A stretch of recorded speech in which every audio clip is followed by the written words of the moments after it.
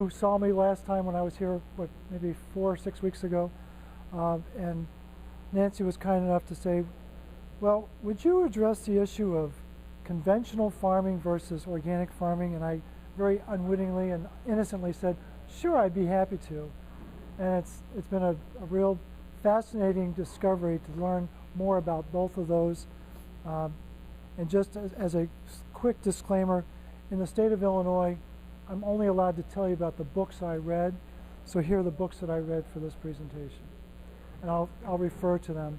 But there's a lot of good information out there if you're willing to track it down. And there's also an article on the back table there that I would strongly encourage you to read. It's the best I found. It's a little over 2 pages, and it boils it down to its essence about what's the problem with genetically modified food. And we'll talk more about that. Okay.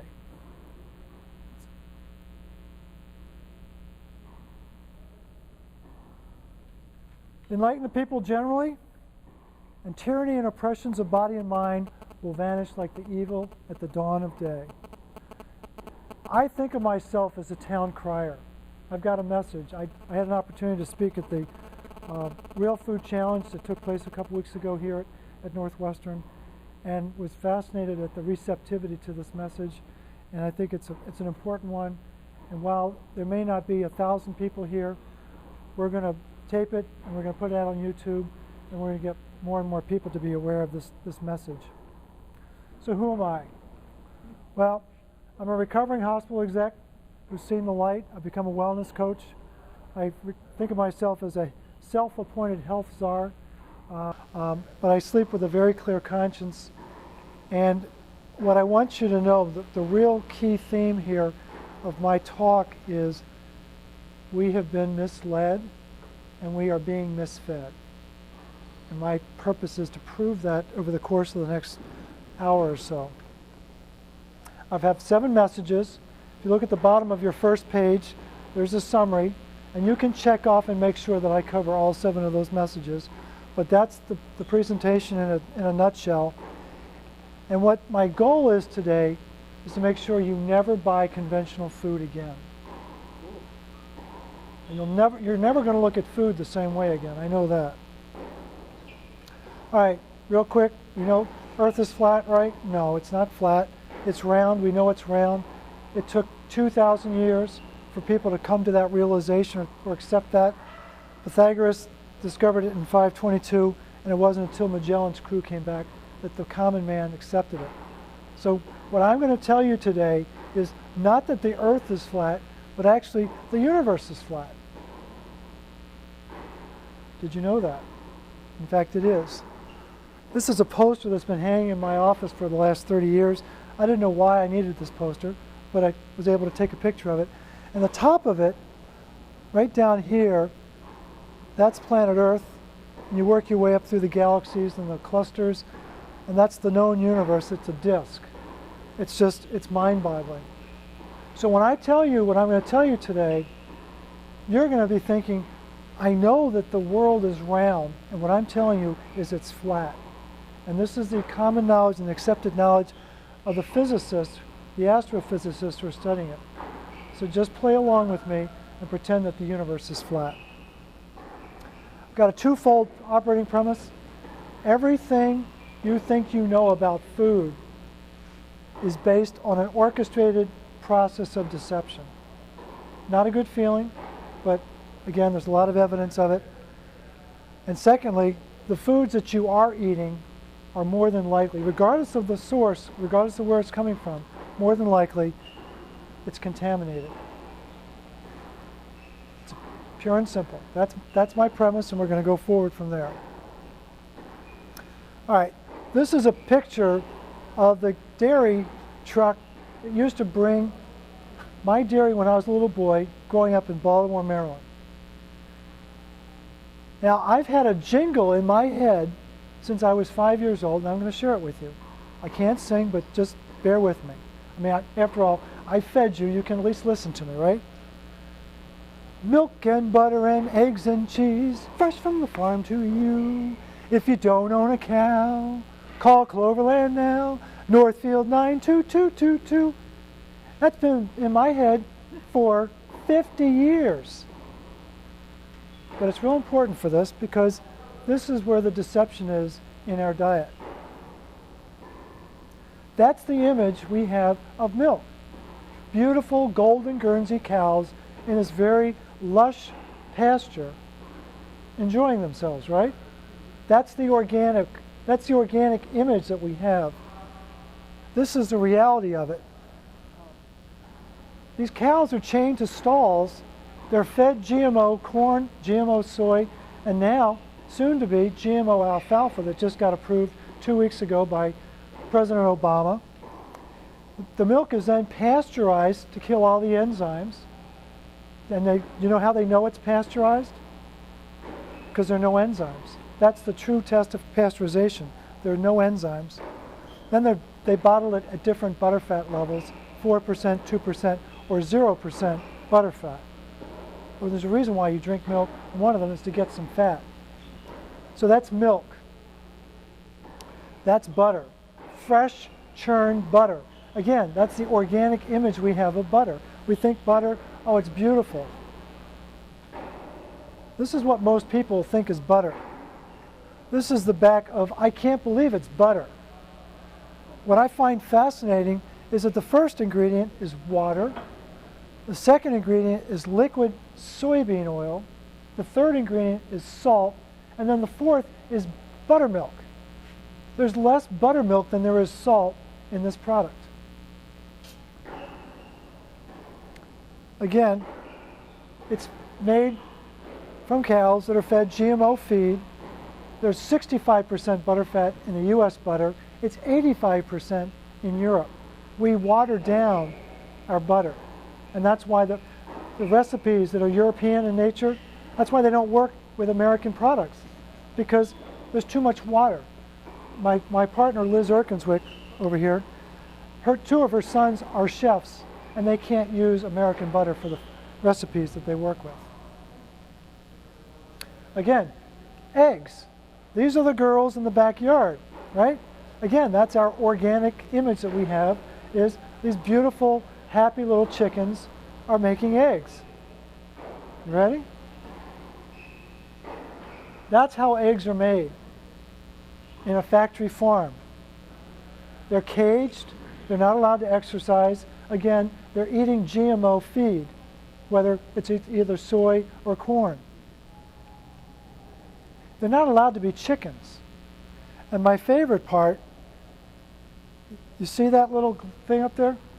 That's the sunlight that they get. That's the sunlight that these animals get. Do you think that would have any effect on the food? Any effect on their ability to produce good, wholesome food? And then finally, cheese. This is a picture from a Danish cheese mart. If you've ever been to Denmark, it's amazing how they roll out these huge barrels of cheese. Well, in fact, this is what we think cheese is. It's not quite so easy. Again, you've got the same problems with the milk coming from cows who are being fed G.M.O feed. But again, here are the ingredients: milk, water, whey protein, canola oil. Do we really need canola oil in our cheese? I mean, it's just, again, when you see where canola oil is coming from, you're going to have a slightly different perspective on it. Okay, so those are the four food groups: milk and butter, eggs and cheese. The questions that we're naturally led to ask are, is this safe? And is it the same? But it turns out that those are the questions that they want us to ask. Is it safe, and is it the same? And a little bit later on in the presentation, we're going to ask a different question, because what they want to be able to do is manipulate the information, and it doesn't matter what they say, because they're answering the wrong questions. All right. HMS Titanic. Your water is right behind you. Does anyone know what the relationship is between the U.S. food system and the HMS Titanic?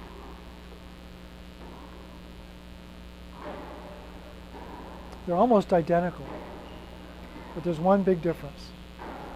They've both hit an iceberg, but at least on the Titanic, they were honest enough to tell us that there was a problem. The American food system is going down. So these are the facts of the Titanic. On April 12th at 11:39, if you look up here, that's the crow's nest. And there were two seamen up there whose job it was to look for icebergs. Now, Ismay, the owner of the Titanic, wanted to get to New York faster, so he had them crank the engines full bore. They were going 24 knots per hour in ice-cold water. And they had two guys looking out there in the dead of night trying to find icebergs. And lo and behold, they found one. Right? And so they immediately radioed it to the bridge, and then the bridge said, we've got it. First they pulled back the power on the engines, the worst thing they could have done, and then they decided to turn the ship. I won't get into the mechanics of it, but they turned it the wrong way.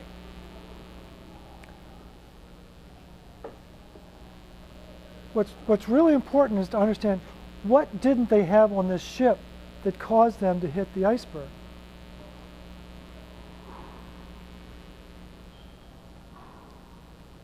Here's Charles Lightoller. He was the second officer of the HMS Titanic.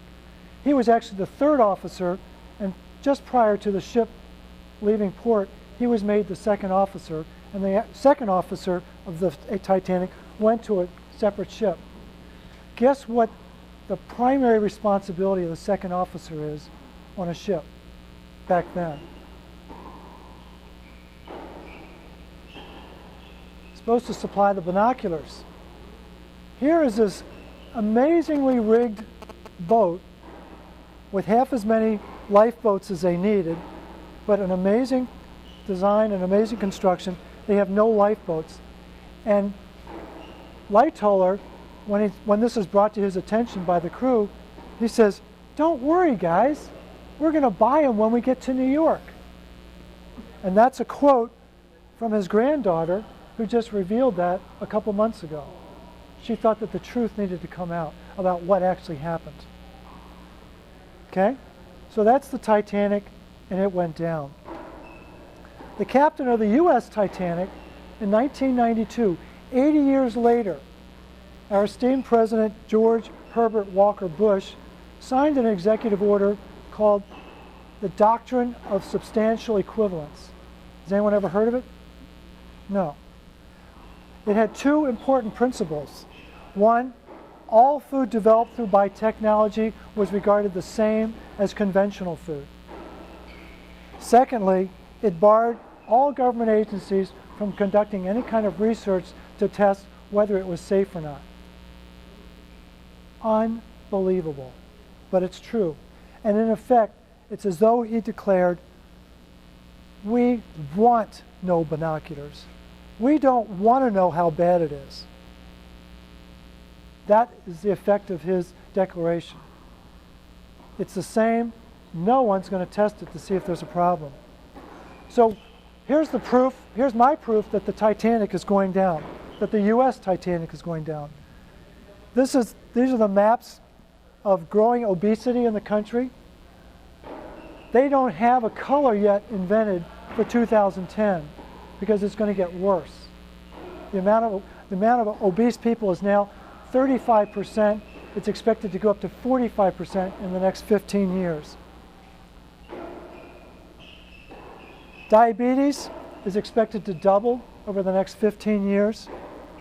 Heart disease has grown 23%, or excuse me, it's grown 85% in the last 23 years. And hospitalizations have grown fourfold. So that's pretty sobering. And you think that's pretty bad, right? It's going to get worse. One of the things that I did before becoming a wellness coach was to do a forecast of where is chronic disease going in America. And I couldn't ignore these numbers anymore. Between now, 2010, and 2025, you're going to be looking at significant increases in chronic disease. It's only going to get worse. And if you think Obamacare is suddenly going to solve this problem, think again. There's not enough money. There are not enough healers. It's not going to happen. So if it's so dire, why hasn't fill in the blank told me something? Why hasn't my friends and family? We're clueless about what's happened to the food system. My trainer, well, unfortunately, they're too focused on fat. They obsess on fat, and for all the wrong reasons, I might add. My grocer, 50,000 foods controlled by 5 companies. My physician, not going to happen. In 4 years of medical education, they're lucky if they get 1 hour of nutrition. They're too busy writing prescriptions. My public health department, this is my favorite. Do you know when the germ theory was invented by Pasteur? 1865. Their biggest concern is contamination because people haven't washed their hands. They don't even, G.M.O, genetically modified food, isn't even on their radar screen. They are clueless about what's happened. My news station, they're not going to bite the hand that feeds them. Food manufacturers are the 3rd biggest source of revenue for broadcast media. My government, no, they got barred back in '92. So, slightly different perspective here.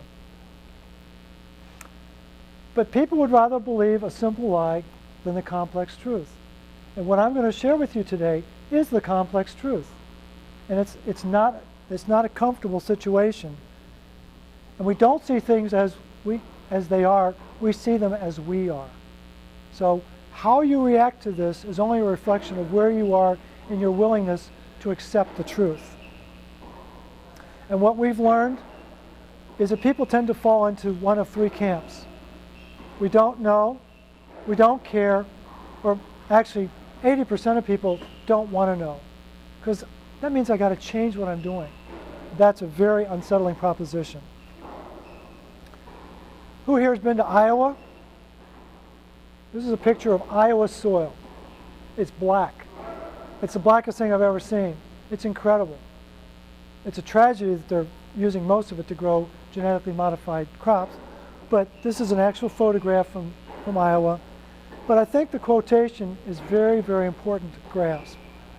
No civilization has outlived the health of its soil. Trust me, we're not the first civilization that's tried to manipulate agriculture. But if you forget the importance of soil, if you forget the critical role that it plays in nurturing the plant and providing the nutrients, it's not going to be a very positive outcome. Sir Albert Howard was the founder of the organic food movement, or organic farming movement, excuse me, and he was very active in England back in the early 1900s. But his whole premise, and this is an important premise to understand, is that healthy soil produces healthy plants, produces healthy animals that produce healthy humans. And it all starts with the soil. It's very, very important. And if there's an intermediary where the plants are not healthy, or if, say, genetically modified plants are being fed to animals, and then we eat that, trust me, we're eating genetically modified food, and we don't know it. So here's an important chasm that we have to understand.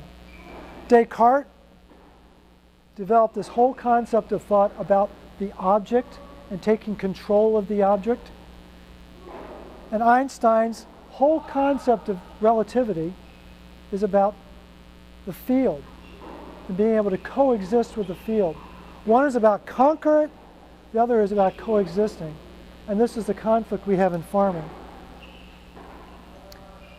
And this is the impact that it's had. If you can trace through the history of thought, there are 2 diametrically opposed schools of thought. All about the object, all about the field. No pun intended. Martin Luther, Sir Isaac Newton, Pasteur, all of these great luminaries were all about conquering this object before me. and it's now being expressed with the genetic work that's being done with Monsanto and the global seed cartel. How many companies control all the seed in the world now? 5. And Monsanto controls almost half of it. So then the other side, we have these other great luminaries. And this gentleman here, Justus von Liebig, he's the guy that invented fertilizer in Germany in 1840. And his nemesis was Julius Hensel. And Julius said, no, all we got to do is crush rock. Let's just crush the rock and put it on the soil, and that gives them the minerals that they need in order to then populate the plants. Well, there's only one problem with that approach. You can't make money crushing rock, but you can make money making fertilizer. What very few people know is that Justus von Liebig, just like Louis Pasteur, on his deathbed, recanted and regretted that he had done what he had done. Pasteur, in fact, said Antoine was right, that the environment is what shapes our ability to deal with disease. We don't catch a cold, we allow a cold. You never catch a cold. It's just you're conditioned, your immune system is more receptive to the virus at that point. The key to this is the American farmer began to lose the land the first time they treated the plant instead of the field. When they tried to conquer the object as opposed to address the health of the field, that's when it became unraveled. We're all connected. And this has been a premise of thought going back as far as Buddha and all the way up through Einstein. And then as much as we like to think we can conquer our universe, we are connected to it. It's an interwoven web, and we must learn how to get along.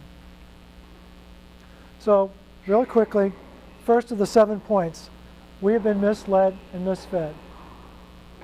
Again, Jack Sprat can eat no fat, his wife could eat no lean. We all know that's a fact. Picture tells us so. The nursery rhyme reinforces it, and our entire food system is based on it. And we now reflect that. In the 70s, they changed the food pyramid.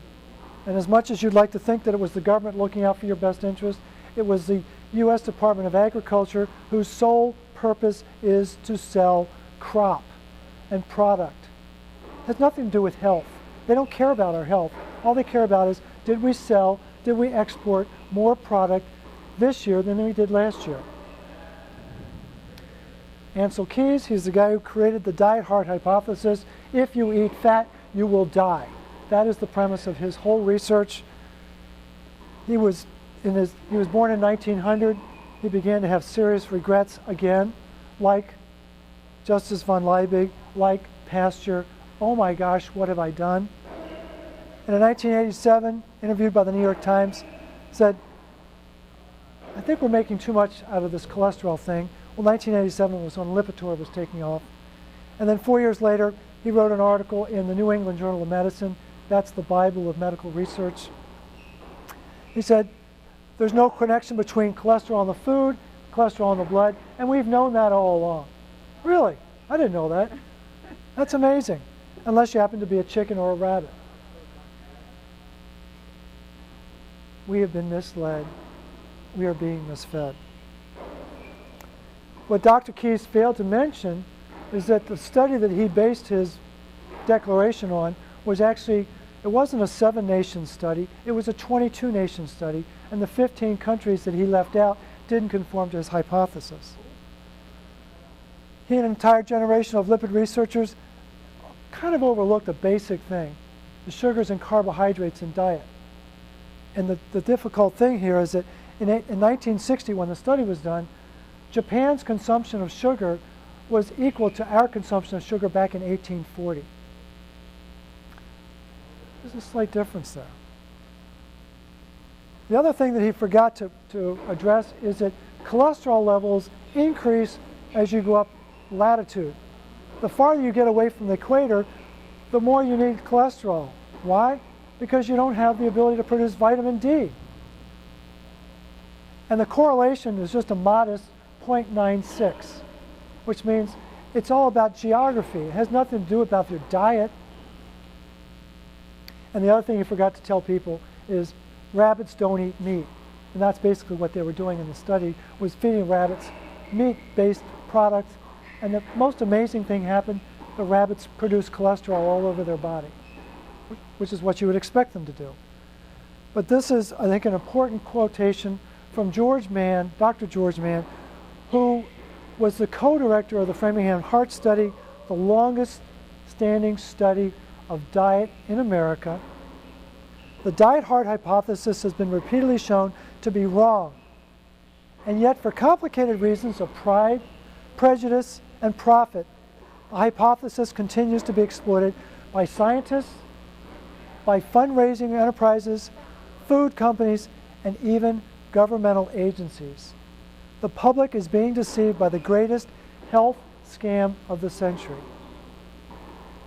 That's a pretty bold thing for someone to say, but the important thing is, this is the guy who co-directed the study that was trying to prove that diet and eating saturated fat caused heart disease. Guess what? It doesn't, and they couldn't prove it.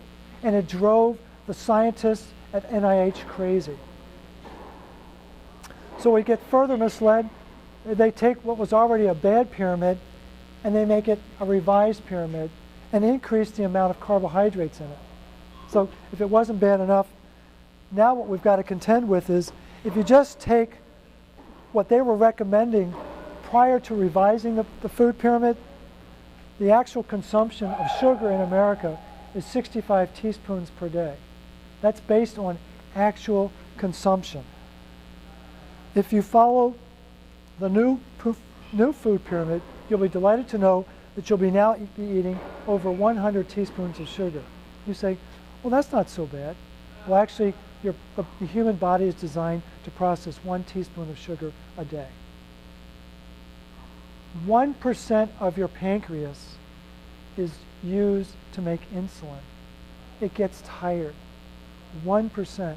The rest of your pancreas is designed to make digestive enzymes. It's not supposed to make a lot of insulin. And yet we keep pounding it, pounding it, pounding it with sugar. We are overwhelming our bodies with a toxic substance. It's more addictive than cocaine. And when rats are given a choice between cocaine and sugar, they will always go to sugar. 100%. So, point number 2, you are what you eat. We know that, right? We know that. But do we really believe that? Because if we really believe that, we wouldn't eat the food we eat. We are convinced we can rise above it. We are convinced that we have superior genetic makeup, and it doesn't matter what garbage we put in our can, we can rise above it. It's not so. And the research is bearing it out very clearly. Because what we have is a tale of two cities. Here's a typical food aisle now. This is brought to you by conventional farming at its best. This is about the plant. This is about the object. That's organic farming at its best. And it's about the soil. And it's about the field. Organic farmers obsess about the health of the soil. That's what they're most concerned about.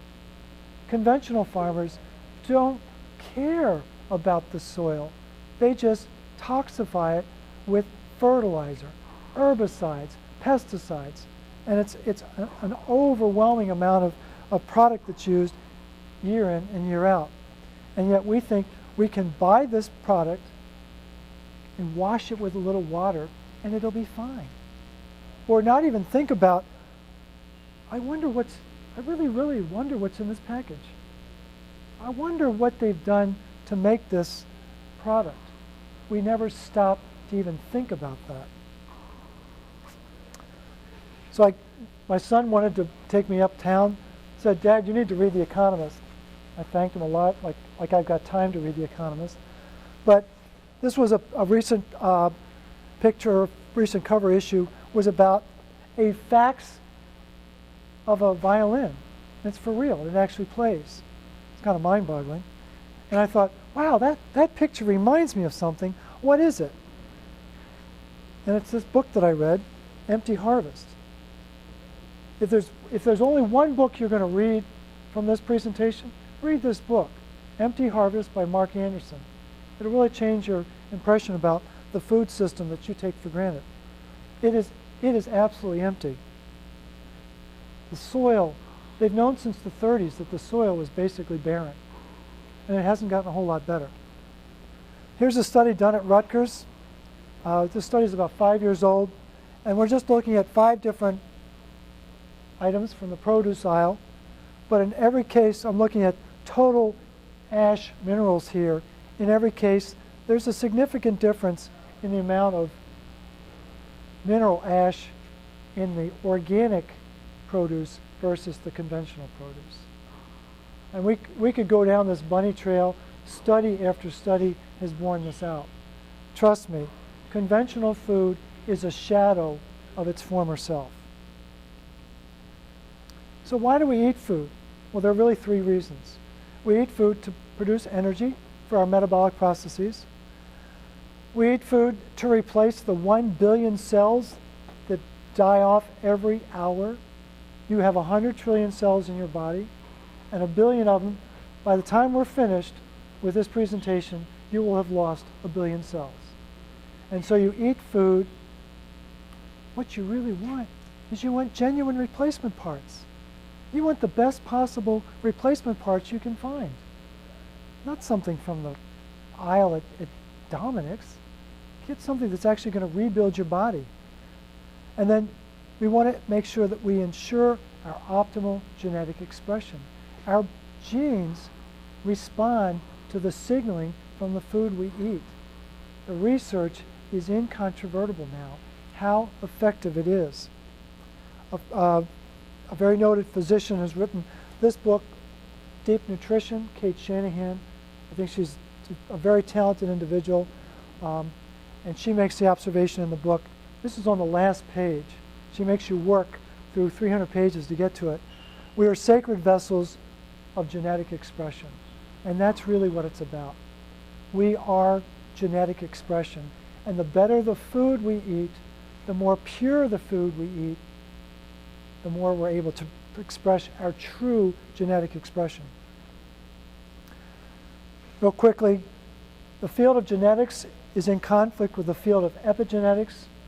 Again, going back to our tug of war between object and field. Genetics is all about the control of the object. Epigenetics is all about recognizing that the environment shapes the genes. And guess what? The research is absolutely proving that our food signals our genes.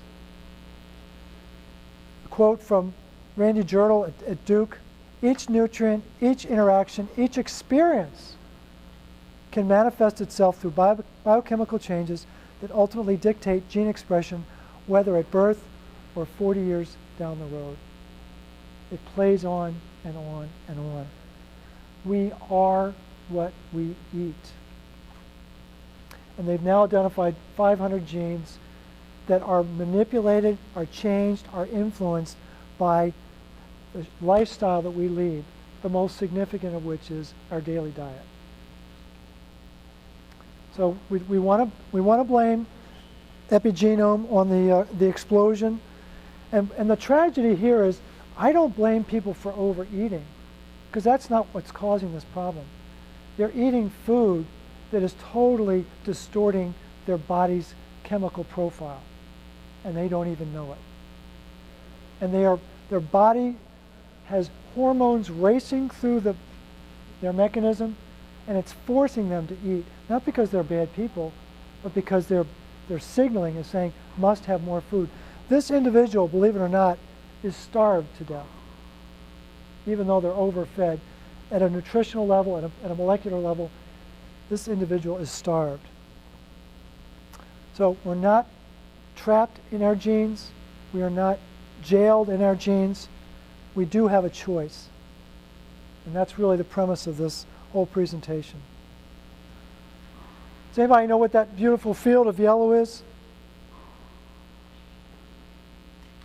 That's canola, grown in Canada. Canola stands for Canadian oil. It's made from rapeseed. Take a bucket of rapeseed if you're in a sporting mood, put it in your backyard, and see what happens, and see how much will be there a month later. Birds won't touch it, critters won't touch it. It's a vicious, toxic, and yet you go into Whole Foods, it's like it is the bee's knees. You got to have your canola oil. Well, guess what? Most of it's GMO. Probably didn't know that. So here's the growth of genetically modified crops, mostly in the U.S. It really started kicking off in 1997, and the latest figures are 2008. So we're up to 91% soy. Actually, that figure is worldwide. 91% worldwide soy, 73% corn, 87% cotton. Did you notice that your towels changed about 10 years ago? They don't dry the same way. It's because it's GMO. Canola, 80%. And my favorite, sugar beets. In 2 years, 98% GMO. They absolutely took over that industry in 2 years. And now we have alfalfa to look forward to. Keep in mind, it's the critters that you're eating that are going to be eating this stuff. It's the pigs, it's the cows, it's the chickens, and it's the fish. You probably didn't know that, but they're feeding corn and soybean to fish. So the fact that, hey, I don't eat any GMO, well, trust me, you are, and you didn't know it. So this is my made-up expression. If you've heard of the term caveat emptor, means let the buyer beware. I've made up the term caveat eator. Let the eater beware. Know what you're eating, because up to 80% of the food you're eating is contaminated now. And if it's not with GMO products, they're making GMO enzymes, they're making GMO food additives, MSG, it's all genetically modified. So these are the 3 food qualities that you would hope to find in any given country: better, faster, cheaper. Well, it turns out you can only have 2 out of 3. And in America, we made a very deliberate choice. We did not care about better, and we focused on faster and cheaper. And we did it with abandon. And we're now, I think we're paying the price for that choice. We got what we asked for. Back in 1910 was when they first started manipulating the food in a significant way, and it was called refined. Isn't that a beautiful word? It's refined. Well, what they did is they took 100 nutrients out of the food. They destroyed the wheat bran and all the other products with it. Well, then people got a little bit upset about that, so they said, well, let's enrich it. Since we've refined it, let's enrich it. So they put back 12 synthetic vitamins and minerals. So if I took $100 from you and gave you back 12, would you feel enriched? I don't think so. Then we entered the era of processed. This was about the 1940s, was when processed food really came on the line. And it was really a result of the Second World War. When they had to make food for 2 million troops, they realized, oh my gosh, we can make food for everybody. And that's when it started. But what's really unsettling is that the processing and the food additives have doubled every decade since 1950. And so when you do the math from 1950, you get 64 times more food additives today than we had back in 1950. Do you think that might make a difference in how we feel? Do you think possibly that might influence our health? 64 times more food additives? Then we entered the era of hydrogenation in the 70s and 80s. Whoops, sorry.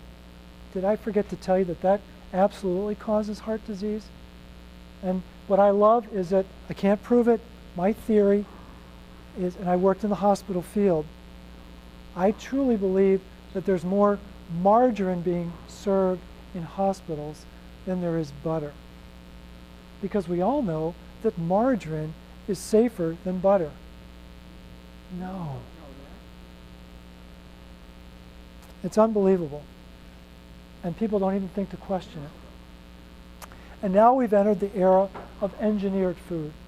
And we think, engineered, it's so precise. They know exactly what they're doing. But we're going to find out they don't have a clue what they're doing. Engineering implies the sense of precision, absolute control of what they're doing. Again, nothing could be farther from the truth. We don't know what they've created, and the tragedy is neither do they. My favorite article that I read was in Science magazine for this presentation. It was referenced in this book. If you really want a book that's going to bring you down, read Seeds of Deception by Jeffrey Smith. This guy deserves every conceivable award known to man for the work he's done to try to bring this to everyone's attention. But it's so unsettling what they've done, and what he points out is the total misunderstanding about what they created. And this one article that he highlights talks about the fact that the research scientists actually say in their summary that they've created an unusual protein that they've never seen before. And I thought, sure, Jeff, you got to be kidding me. So I spent $30 to get the article. And right there in the last sentence, and we don't know where this unusual protein came from. We don't know where this unusual protein came from. And yet we're eating it. And we think nothing of it. That article, that study was done 25 years ago. And yet we're just blithely going along like nothing happened. So let's pull back the curtain on the food system, thanks to Toto, our little friend here. So let's talk about motherhood, apple pie, and milk. The basic, fundamental liquid of America is milk. And according to Peter Hardin, who's the editor of Milkweed, RBGH, which stands for recombinant bovine growth hormone, which is what Monsanto was trying to put in, shoot it into the cows so they'd have a 15 to 20% increase in milk production. It was essential that this get approved. This was, to use a term, this was the lead-off batter that had to get on base. Absolutely had to get on base. So let's take a look at that. It's a $28.8 billion a year industry, the fluid milk industry. It's a big industry. There are 9.2 million cows that make the milk for Americans. That's a lot of cows. 9 million cows. Wow. I didn't realize there were that many cows. And you would assume that if you're going to put this artificial gene in a cow, you're going to do some research, right? Of course, we're going to do some research. Now, just to put this in perspective, this is $28.8 billion in 2009. How much revenue did Coca-Cola generate in 2009? $31 billion. And they own 52% of the soft drink industry. So, milk is important, but let's put it in perspective. So I'm curious, would this kind of research pass muster here at Northwestern? The FDA, our champion of food safety, conducted no independent nor objective research. All the research, 100% of the research, was done by scientists that were working for Monsanto, ConAgra, and the other seed companies that were pushing this issue. The approval process, the FDA does have an approval process. When Monsanto delivered their research studies, it's kind of mind-boggling. It was 44 feet worth of information that the FDA was supposed to go through. 44 feet of information. But in any event, the approval process was based on two key studies, a 28-day study of rats and a 90-day study of rats. Wow. Short-term study of rats. And that's what the approval was based on.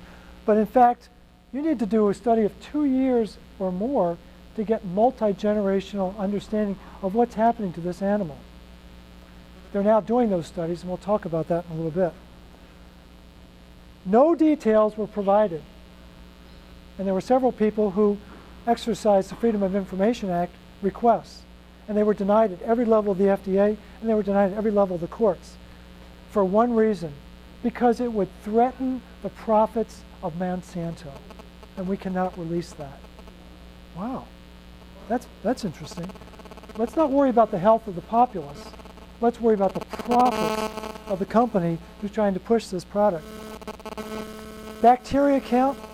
Prior to this whole era of genetic engineering, it was important that there be no more than 1 part bacteria per 100 million parts of milk. That's not much bacteria. But they couldn't pass muster. So a former Monsanto executive stepped in. She became an official at the FDA for a very short period of time, just long enough to change it to 1 part per 1 million. That's a big change. 100-fold difference. The RBGH that was actually used in the studies was different than what the formulation was of Monsanto's. Completely different framework, and yet they approved brand X, and then they let Monsanto do what they wanted to do.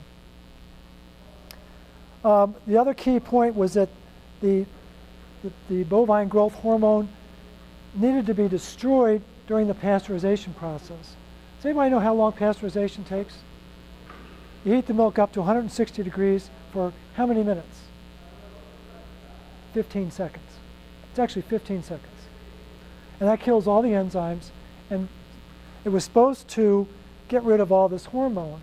Well, what they did was, after 90 minutes at an accelerated temperature, they couldn't get rid of the hormone. So they spiked it with artificial hormone, which then killed it, so they could say that 90% of the hormone was killed, and then it was approved. Wow. That's incredible. I mean, this is all written up in many books, many articles. It was like, I mean, Nancy, thanks a lot. I mean, I've had many sleepless nights since I've done all this research. But my favorite is no significant difference found in the study that was the one study that was done with cows. So that should give us a little bit of comfort that there was no significant difference. So let's take a look at that. This is the actual picture of the milk at Pete's Dairy. Actually, this is Pete's Dairy, Pete's Coffee Shop. As we'll find out in a little bit, I went on a rant about this whole milk issue. But it says here, milk from farmers who pledge not to use RBST, that's Monsanto's term for bovine growth. No significant difference has been shown between milk derived from RBST treated and non-RBST treated cows. No difference, no significant difference. That is a statistical term.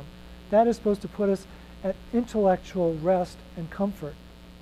That language was required as a result of a lawsuit brought against Oakhurst Dairy up in Maine by Monsanto, because they put on their labels that it was organic and it was RBST free and it was therefore better. Monsanto sued them, won. Well, actually it was settled out of court, but this was a requirement for the wording, and all milk labels have that. You can look at them. Every one of them says there's no difference. Now, I'm not making this up. It was based on 3 cows. There were 3 cows in the experimental group, and there were 3 cows in the control group.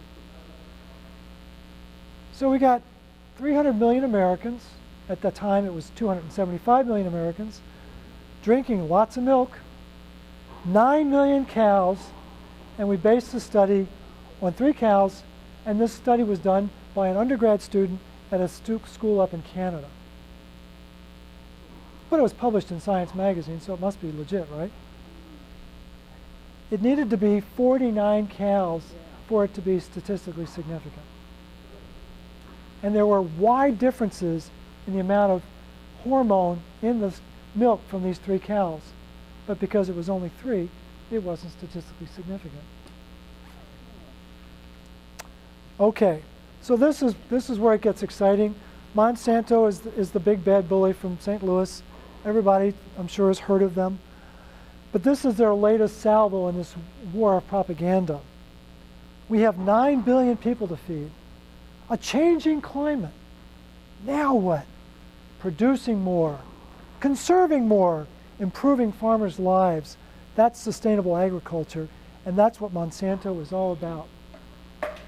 Now, in the article that's back there, which I really want you to read, it is one lie after another. It is absolutely, patently false. And what we know in America is that if you tell a lie often enough, people will believe it. And that's exactly where we are. So this is how we make BT corn. You take this bacteria, Bacillus thuringiensis, and you take the genes from that bacteria and you put it in what's called a gene gun. And you shoot it into a petri dish at the equivalent of a .22 caliber rifle. And you hope that some of that genetic material sticks. Well, you hope it does because you put it on little filaments of gold dust. And what you then do is you pour it with antibiotics, and the ones that lived, the 2 or 3% that live, are the ones that you want to then put into the corn so that you can then produce the toxin in the corn. That's what BT stands for. You are eating a plant that produces its own toxin. And what they're assuring you, like they assured you about the hormones in the milk, is trust us, it's not getting into your digestive tract. And unfortunately, it is, and there's research studies that prove that it is. You are eating a pesticide, pure and simple. That's what's happening. So that's BT. That's what BT stands for, is Bacillus thuringiensis. HT, this is, you've heard of Roundup Ready. They have many different crops, corn, soybean, they've got probably 4 or 5 different products. But what they contain is EPSPS.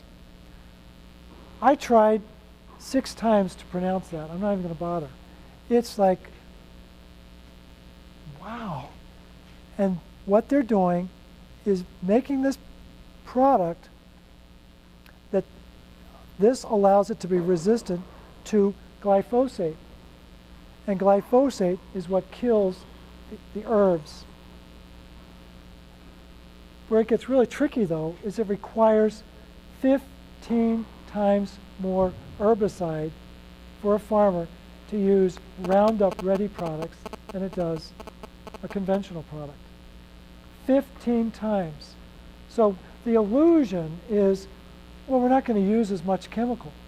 In fact, it's 15 times more chemicals. And so there's been this explosion in HT, explosion in BT, and this is my best estimate. This is an actual curve that's used in the farming world for crop infestation, the invasion curve, and I just decided to put a star where I thought we were with the invasion of genetically modified food. It's at the point where local control and management is needed. This has become a local issue. It's up to each individual to make the difference.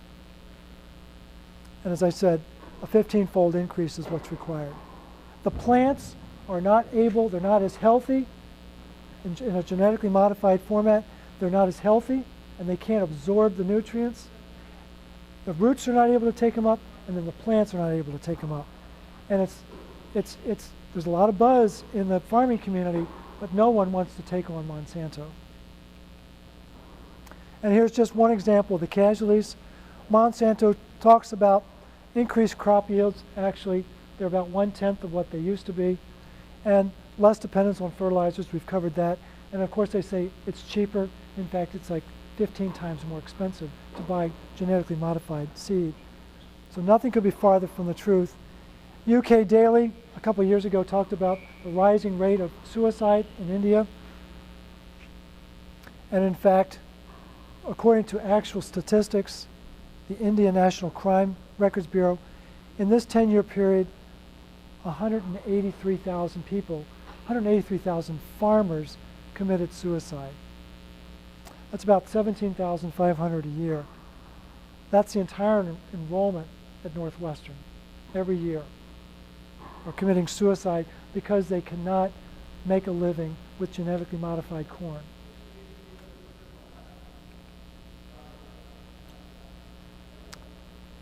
So that's what we're up against. So Monsanto has been around since 1901. Anybody know what its first product was? First product was saccharin, a known carcinogen. And a few years ago, the whole issue of PCBs came to light down in Alabama, and Monsanto was brought to suit and lost, one of the few times they've lost. But this is what the judge had to say about Monsanto. They were found guilty of negligence, wantonness, suppression of truth, nuisance, trespass, and outrage. Under Alabama law, the rare claim of outrage typically requires conduct so outrageous in character and extreme in degree as to go beyond all possible bounds of decency, so as to be regarded as atrocious and utterly intolerable in civilized society. These are the folks who are manipulating food worldwide, and we think nothing of it. We're just, oh, well, it's Monsanto's bad. They're not bad. They're evil. This is evil incarnate. We don't need to go to the Middle East to find evil. It's just a couple hundred miles south of us. Okay, point number 4. G.M.O. equals GTO. G.M.O. stands for genetically modified organism. We all know that. But what I want you to do is when you see G.M.O., I want you to think about something very different. My roommate in college bought one of these. It's a GTO. It's a very cool car. Think GTO, genetically toxic organism. Simplify it. It's not modified. It's not engineered. It's poison. It's toxic. And we're led to believe it's safe. Here's a picture of 2 rats. One fed G.M.O. soy. The other fed normal rat chow. Which is the G.M.O. rat? Pardon? The one on the right. Is there anything different about that rat? And there have been countless studies done now. There are actually 72 and growing that have absolutely demonstrated without any hint of confusion that there's nothing positive that comes out of feeding animals genetically modified food. Study after study after study after study.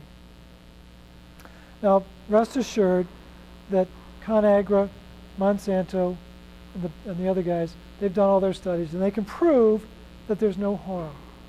But whenever an independent scientist does it, there's always an untoward event. There's a significantly greater death rate in animals that are eating GMO soy. So, citations. Now, have you ever heard of Pottinger's cats? Dr. Pottinger did a study back in the 30s. It was a 10-year study. He took 900 cats, divided them up into 2 groups. Fed Group A cooked meat and pasteurized milk, and Group B he let out. Go fend for yourself. What he found is that by the 4th generation, the cats that were eating the cooked meat and the pasteurized milk had died out. And the ones that then, in earlier generations, what had happened was they became psychotic. They started attacking each other. Does that sound familiar now? Think about what's happening to society. So, One of the, there's an individual, Richard Drucker is his name. He decided to sue the FDA to find out. He knew that this was all based on manipulation of information. He had access to 44,000 pages of documents, and what he discovered was memo after memo after memo. The scientists had done their own studies, and they had discovered all these problems, but they were being totally suppressed by the elected officials. And since then, thousands of sheep, buffalo, goats have died. I mean, when you really begin to do the research worldwide, this is an enormous, devastating issue for farmers. The American Academy of Environmental Medicine has taken a very strong position on this, and they feel that long-term studies are needed, and they were ignored repeatedly. The American Academy of Environmental Sciences, not related to the environmental medicine group, again, they said that one can no longer deny that GM feed is harmful to animals, and that if these animal studies are taken as a guidance to likely human effects, it has to be assumed that GMO food will be harmful to humans. So, have you heard of Surov's hamsters? Dr. Surov is a Russian toxicologist, just recently published a study last summer. He took miniature Campbell hamsters and over a 2-year period went through 3 generations, and the most amazing thing happened. By the 3rd generation, they were sterile. Not unlike Pottinger's cats. That's not a good thing. So, when you see GMO, think GTO, toxic organism. You deserve more better. I think this is really, really important. That if you go back to the orangutan at the beginning, they want us to ask, is it safe and is it the same? The question they don't want us to ask is, how is this better for me? They're terrified of that question because they can't prove it. And what I find fascinating is that organic farming has been around for 3 million years, and we know it's 100% safe. Transitional organic, it's much safer than this hand-drawn graph would imply, but there is a transition. But then we get out into natural, conventional, it's only 200 years old, and now GMO is only 18 years old. And everything you find is natural now. Well, guess what? It's contaminated. It's not what you think it is. And the tragedy is, we know what's safe. But what we've got to start asking is, how is this food better? We need to be focusing on better facts. We need to demand labeling. We need better fields. We need biodynamic farming. If they can do it in Europe, in Russia, and in Australia, there's no reason why we can't do it in America. And we need better foods. We need to start demanding local and organic food with great intensity. So we need to dine with 9. On all produce is a little sticker. It's about the size of a dime, and it's going to have either 4 digits or 5 digits. If it has a 9 in the beginning, it's certified organic. If it has an 8, it's GMO. And if it has either a 3 or a 4, it's a product of Justice von Liebig. It's got fertilizer, herbicides, pesticides, every conceivable known chemical. So just dine with 9. And you say, wow, there's no way I can do that. That's just too expensive. So let me show you the hidden costs in your annual budget because you don't eat good food. There's a farm subsidy tax that we all pay with our taxes. It's about $600.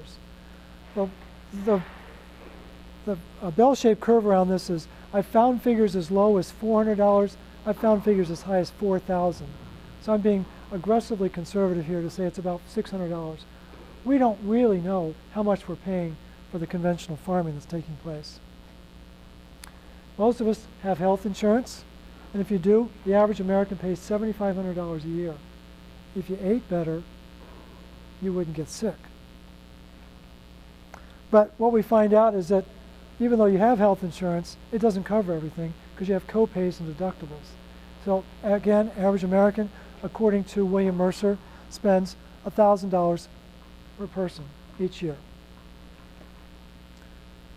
Well, even though you have insurance and you've got the co-pays, you still got to go out and buy medications and supplements because you don't feel right. That's why we buy medications and supplements, because we don't feel right. $3,000 per person per year, according to the Kaiser Foundation, which is a very reputable source of tracking this information. Then we have this insidious hidden tax called the obesity tax. This was from a study done by, again, another benefit actuarial firm. $7,500 per person to pay for the lost productivity of people who are overweight.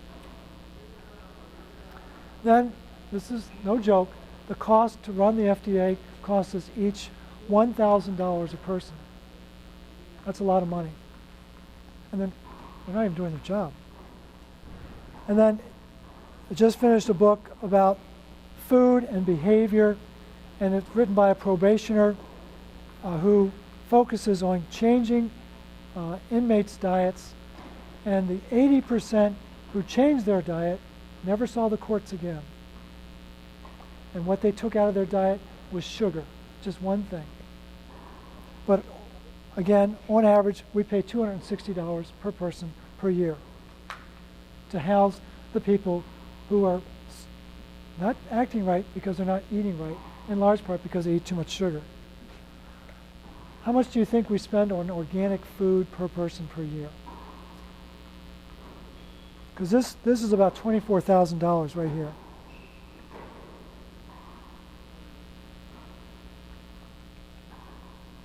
$60 per person per year. In America, we spend $39 billion on organic food on a $1.6 trillion chassis. Organic food is a rounding error on the food system, and yet people complain incessantly about how expensive it is, and they don't think about all these other costs that are related to the fact that we don't eat right. Michael Pollan said that the American food system is a catastrophe. I agree with him, and these are the hidden costs of that catastrophic food system. So what's holding you back is very likely you have these images of, well, I'm a garbage can, it doesn't matter. What me worry, the food's got to be okay. You know, my favorite from Back to the Future, when Doc comes back and he just starts pouring garbage into the time machine, and it ran just fine. There's no problem. But they did a study back in 2005, written up in Fast Company magazine. It's an instant classic. 100 individuals who had bypass surgery were faced with having to change their lifestyle. Change or die. How many of them changed? 10. In America, what we want is a Big Mac and a Lipitor. But what they discovered in this study, and it's a very important thing, is that despite what I've done today, which is somewhat draconian, you need to give people a message of hope, that there are choices and there's opportunity. And so that's what I want to share real quickly, is my story of hope at Pete's Coffee. Discovered that they were serving bovine tainted milk, bovine growth hormone milk. There are only 2 in the Chicago area out of 192 stores that they have. 190 of them were clean. They just happened to be in Chicago, and they claimed they couldn't get clean milk. So I did a little digging and discovered that the dairy that they were using was the same dairy that Starbucks used. And at Starbucks, they went clean in 2008. And so I called up the corporate office and said, you have 5 days. I said, make the change or you're going to have a problem. They said, like what? I said, I'm going to stand outside your store in a cow outfit with a sign that says, got pus? They said, you wouldn't dare. I said, try me. And I didn't bring it with me, but I've got the memo that came 2 days later thanking us for bringing it to their attention that in fact they learned that they could in fact get clean milk. and they were actually embarrassed that they had not known that for 2 years. The important thing here is one person can make a difference. You really can. And you think, oh gosh, it doesn't matter that I buy this or I buy that. I know it's conventional, I know it's got GMO in it, but it doesn't really matter. It does matter. Each one of us, it does matter. And when I read this book by David Kessler, by the way, he was the FDA commissioner that approved G.M.O. It was during his tutelage that all this took place. But he wrote a book called The End of Overeating. Great book. Got to read it. It gives you a great insight about what the restaurant industry is all about. It's a scary industry. But you read 2/3 of the book and he just pulls back the curtain and you go, oh my gosh, I don't ever want to eat out again. And then the last third is basically this message. He picks up Nancy Reagan, just say no. And I'm like, wow. I mean, I wanted to shred the book. I was so mad. And then as I got into this presentation, I discovered he was right. Because that's where the power is in just saying no. Because Monsanto knew back in the late 90s that if you put a label on it that said it was GMO, it was the kiss of death. They knew that then, they know that now. But guess what? There actually is a label on food. It's very cool. This is the label. If you pick up a food item, box, a can, or whatever, and it says it's got soybean, corn, canola, cottonseed, or sugar beets, trust me, it's GMO. Put it back. Don't buy it. It's not worth the risk. And the point is, at a local level of GMO crops, we now have 350 million acres. Is this a tragedy of the commons? No, actually it's a war. You have no idea, but it is a war. And Sun Tzu, famous Chinese warrior, said, all war is a matter of deception. We have been deceived for 50 years. And here's the war map. This is arable land, GMO crops. And the biggest chunks are in the US and down in Argentina, in large part because Monsanto went down and took over Argentina, and those poor farmers didn't know what happened. But what we've got is 35% of the world's land is now GMO. You say, well, that's not too bad. Well, the problem is GMO is growing at 25 million acres a year, but we're losing 75 million acres because of runoff, population growth. So the net loss is 100 million acres a year. In 10 years, game's over. It's all GMO. Now that's not going to happen, but the momentum behind this movement is unbelievable. So to subdue the enemy without fighting is the acme of skill. What we need to do is stop buying contaminated food. It's not worth it. So here's an action plan. Stop eating contaminated food, starting today. Demand more local and organic food, and this is included in your little handout. Demand it from your local supermarkets, from your schools and universities, from your local restaurants. Ask them, what are you using? Where did this food come from? What farmer did you buy it from? Why are you using vegetable oil when you could use butter? And butter is 1,000 times better for me than corn oil or canola oil or peanut oil or whatever they use. And they tell you, well, it's vegetable oil, like you're supposed to feel relief. There's no relief in that. Join a petition to end the GMO insanity. There's 2 marches, Millions Against Monsanto, and the Tipping Point campaign, and the websites were there. But make a local statement. Ask better questions. How is this food better for me? All we're worried about is it safe? Is it the same? No. How is it better? And vote with your wallet. It's that easy. So last slide, just our little advertisement.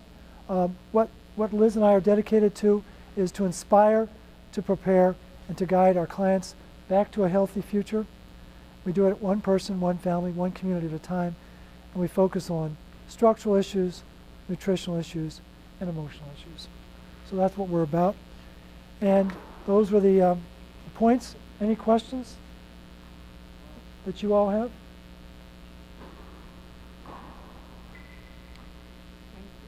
Well, thank you. Good.